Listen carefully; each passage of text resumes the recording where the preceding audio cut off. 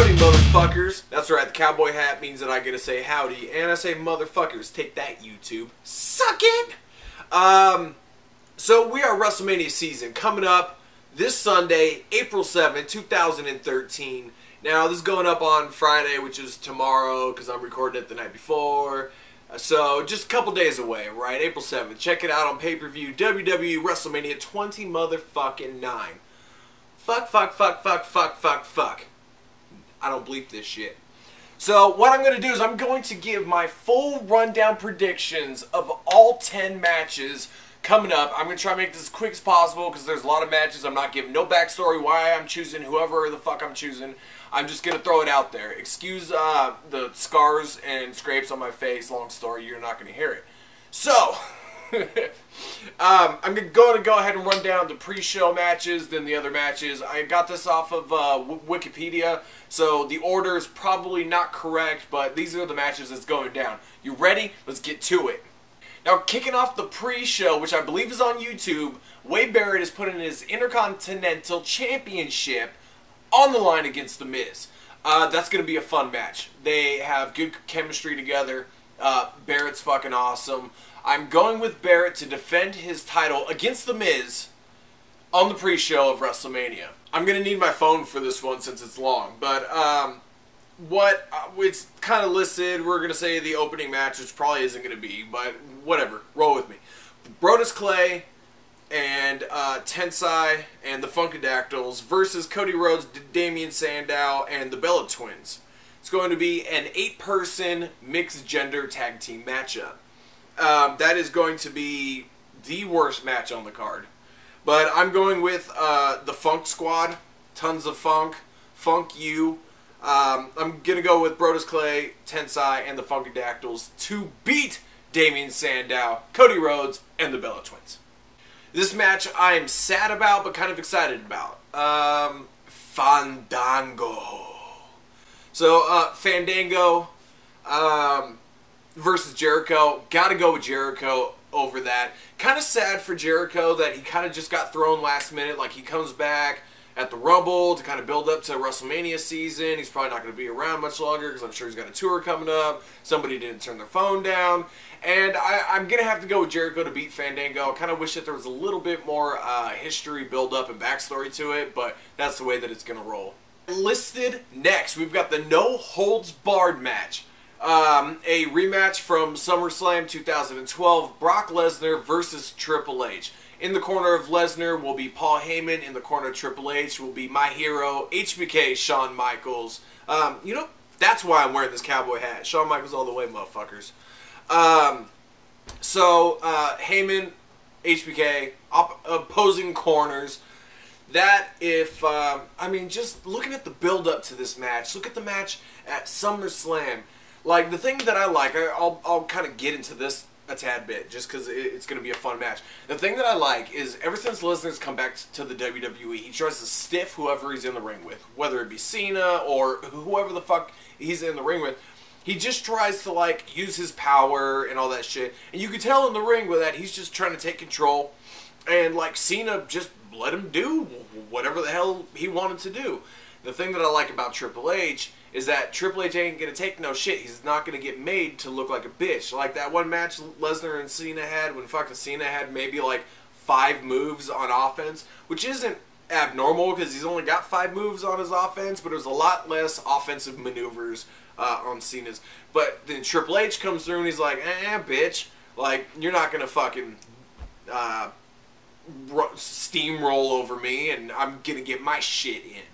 But, I'm going to go with Triple H to get the retribution, to defend the honor of the McMahon family, to even out his loss that he got at SummerSlam. Going with Triple H to pick up the victory at the No Hold Barred match. Then we got the Tag Team Championships. We got Team Hell No, Kane and Daniel Bryan, putting their tag team titles on the line against Dolph Ziggler and Big E Langston. Should be a decent match. I mean, outside of Langston, they're all talented. They could all put on a match. Don't expect Langston to be in the match a whole hell of a lot. But, I'm going to go with, who did I put down? I'm going to go with Kane and Daniel Bryan defending their tag team championships against Ziggler and Big E. Then we got the Battle of the Masses. We have Ryback versus Mark Henry. They've been building this up for a little while with face-offs and encounters and stuff like that. I really want to say that I'm going with Mark Henry on this, but I'm going to have to go with Ryback. Mark Henry is getting a hell of a push. I don't think he'll look any less by getting defeated by Ryback. Ryback would be hurt a lot more by taking the pin to Mark Henry. So I think Henry's the type of guy, win or lose, you still know he's a beast. Ryback, if he gets beat, you know he's beatable. So I'm going with Ryback to defeat Mark Henry. Boom. Then we've got the 6-man tag team match. You have The Big Show, Randy Orton, and Sheamus taking on The Shield. This match is going to be probably pretty entertaining. I'm sure that they'll probably give it some time. I'm going with The Shield to defeat Team Superface. And yeah, that's pretty much all I got to say about that. And that's the bottom line. Next on my list is Undertaker versus CM Punk. I would really, because we know Taker's coming to his end, right? We see him walking, we see him move, we see him take bumps, and just every time you're like, oh, he's so old. I'm gonna go with Taker. You kind of have to at this point. I would love to see Punk finally end the streak. I think he would be a great guy to do it for his career and everything like that. Not like he needs that big of a push, but he would really solidify his status in the history of the wrestling in general to be able to defeat The Undertaker.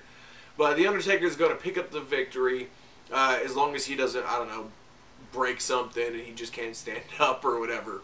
But yeah, Undertaker over CM Punk. I'm excited. That is going to be awesome. I think Undertaker is going to go balls out, do the dives. I'm sure he'll take more than 5 bumps for Punk. Because you could feel that there's a lot of respect there. So, Sterling's been great. Absolutely loved it so far. So, Taker over Punk. Now we get to the World Heavyweight Championship, also known as the SmackDown title. You've got the champion, Alberto Del Rio, with his personal ring announcer, Ricardo Rodriguez. I love you, Ricardo. Taking on the pothead himself, Jack Swagger. In his corner, you'll be Zeb Coulter. So, originally I thought Swagger was easily going to defeat Del Rio, become the heavyweight champion. He was getting such a push ever since his return. And he kind of fucked himself over with getting pulled over, got the DUI, got the fucking marijuana in the car, got all that shit. So, I think he fucked himself over. And Del Rio's just been kind of a blah champion so far. Like, he's had matches, he's put the title on the line, but, like, he hasn't been a memorable World Heavyweight Champion, especially with the legacy that that title actually holds throughout the history of professional wrestling, going back to the territory days. But definitely going with Del Rio to retain his championship against Swagger.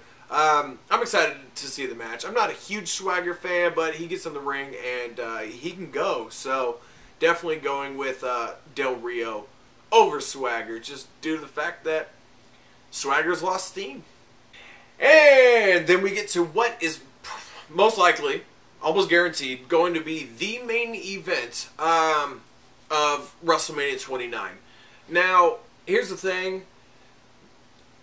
I have a feeling by the time it gets to this point, because of the star power that was put before that, with matches like Triple H and Lesnar and Taker and Punk, I think that the crowd's probably going to be pretty worn out by the time that this match rolls around. But we've got the WWE Championship, the champion, The Rock, taking on the challenger, John Cena.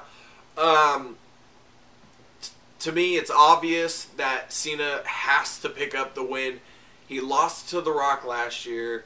There's been all this build-up. They've maintained being pretty even against each other for the build-up. It was nice that we didn't have to really have 365 days worth of build-up to this. It was just kind of like the past couple months. But Yeah, I'm going with Cena to defeat The Rock to become the WWE Champion for the umpteenth time. So, that match should be fun. Outcome, probably not going to be super excited for it. I could really give a shit less, Rock or Cena, but you know Rock's going to disappear. He's been around for too long. He's got movies to promote and all that shit. Fuck, I think the dude's got like 4 movies coming out or coming out within like a 2 or 3 month period. So he's all over the place. He's got promoting to do. So Cena over The Rock. Rock just, I don't see being able to carry it on for too much longer. That is my WrestleMania 29 predictions. If you are not watching it this Sunday, you fucking should. WrestleMania 29 is gonna be fun. It's a good enough card to get by. You've got A-Rock and Reckless and Justin, aka Static. They're out in New York. I think it was just the 3 of them that way. They're out in the New York, New Jersey area. I think that they're staying on the Long Island. But they'll be at WrestleMania, so keep an eye out for a black man, a fat man, and just Justin. So, yeah, that's my predictions. Take these 10 matches that I just laid out and throw your predictions below in the comment box. Let's see what our percentage is. Of course, if matches kind of get changed or thrown together, or added or deleted the day of WrestleMania, then who knows. Make sure to follow me on Twitter. We can tweet throughout the pay-per-view. And, yeah, that's it. WrestleMania 29 predictions is complete. We'll catch you later.